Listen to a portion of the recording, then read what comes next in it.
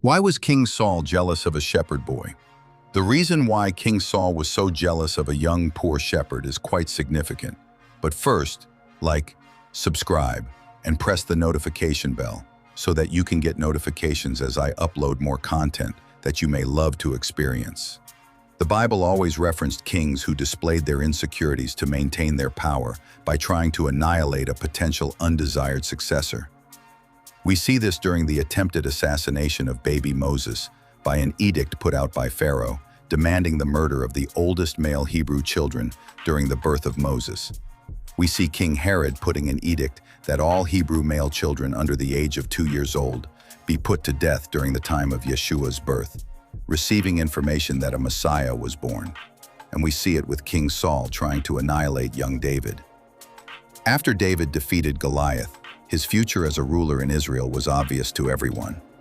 In 1 Samuel 18 verses 6 and 7, the Israelite women sang, "Saul has slain his thousands, but David his 10,000s," showing the popularity of David beginning to rise, shifting from King Saul. And even the women reminded him that young David was at least 10 times more efficient than he was on the battlefield. Saul's jealousy of David was unprovoked, and it didn't make any sense on a surface level, because Saul was extremely more presentable as a representation that the nation of Israel wanted due to aesthetics and experience. The truth is that even the king understood the promise of a person who was better than him, and all of his surface-level advantages wasn't enough to dim young David's light, even though he made young David's life extremely hard, turning David into a vagabond as he fled from the edge of King Saul's sword. Young David was undoubtedly the undesired successor of King Saul, making him a prince of Israel, but was driven into the life of a nomad, causing homelessness and low status. Even through all of this, David refused to take the king's life when given the opportunity, showing his spirit of righteousness, even when it did not benefit him immediately.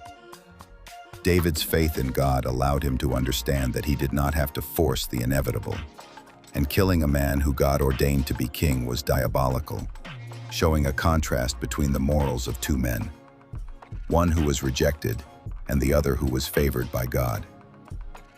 Young David understood that he did not want to create a precedent of assassinating leaders when it pertained to hierarchy appointed by God himself, understanding that even in his lowly status of being on the king's hit list, he still had influence that even the king himself did not have, explaining the reason why King Saul wanted him dead. Don't forget to like, subscribe, and press the notification